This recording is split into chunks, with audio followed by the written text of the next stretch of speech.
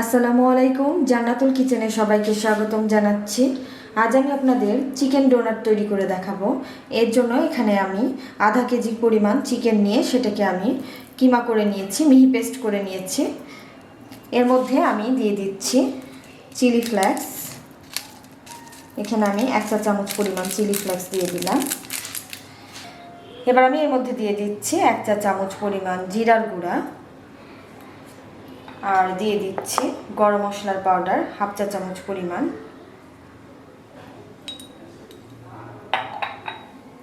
আর এখানে আমি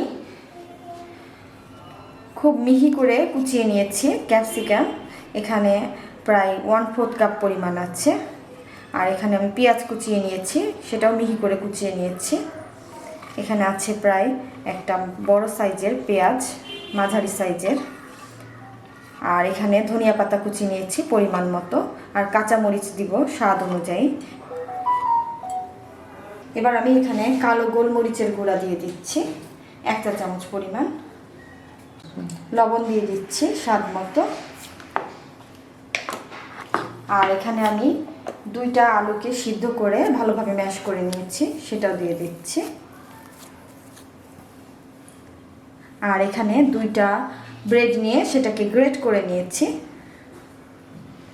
আমি এখানে সব আলাদাভাবে অ্যাড করে দেখাচ্ছি। আপনারা চাইলে একটা ব্লেন্ডারের মধ্যে মাংসের সঙ্গে এগুলো সব কিছু ভালোভাবে মিক্স করে ব্লেন্ড করে নিতে পারেন। এবার সব কিছুকে খুব সুন্দরভাবে মেখে নিব। আর এই পাউরুটির গুঁড়াটা বাইন্ডিংয়ের কাজ করবে।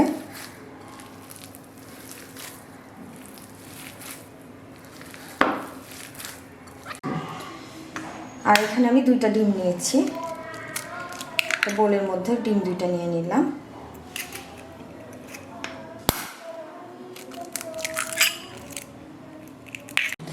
ডিম 2টাকে ভালোভাবে ফেটে নিচ্ছি। 2 টেবিল চামচ পরিমাণ এখানে আমি চিলি সস দিয়ে দিলাম, হট সস। এবার ডিমের সঙ্গে এটাকে খুব ভালোভাবে মিশিয়ে নেব। এবার এখান থেকে আমি একটু একটু করে চিকেনটা নিয়ে তারপরে ডোনাট আকারে তৈরি করে নিব এটাকে।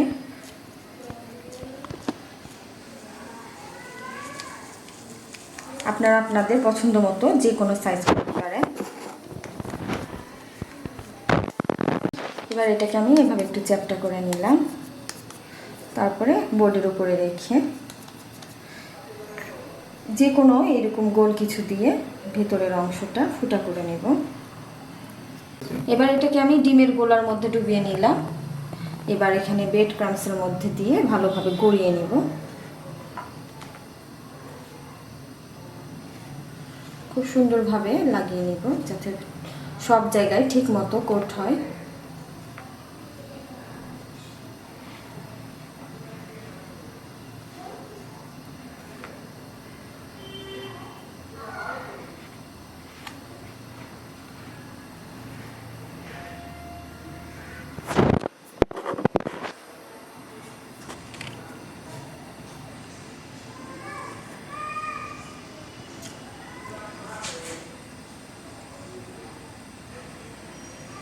দেখতে পাচ্ছেন এটা তৈরি হয়ে গেছে। এবার এটাকে আমি ভাজার জন্য চুলায় দিয়ে দিচ্ছি। চুলায় আগে থেকে আমি তেল গরম করতে দিয়েছিলাম।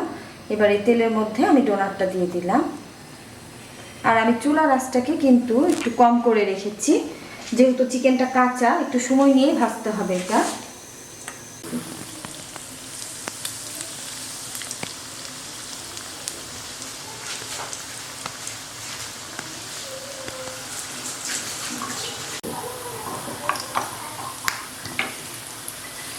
এবার এটাকে আমি উল্টে দিচ্ছি।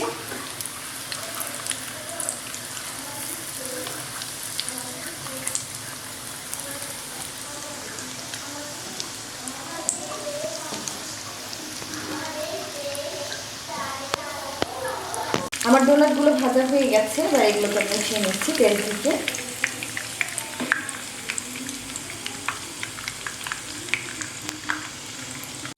তৈরি হয়ে গেল দারুণ মজাদার আর খুবই সুস্বাদু চিকেন ডোনাট রেসিপি। আশা করছি এটা আপনারা সবাই ট্রাই করবেন। সামনেই রমজান আসছে, রমজানে আপনারা এটা তৈরি করে ফ্রোজেন করে রাখতে পারেন, আর বিকালে ইফতারির সময় আপনারা এটা ভেজে পরিবেশন করতে পারেন। খুবই মজাদার, আর এটা বাচ্চারাও ভীষণ পছন্দ করবে।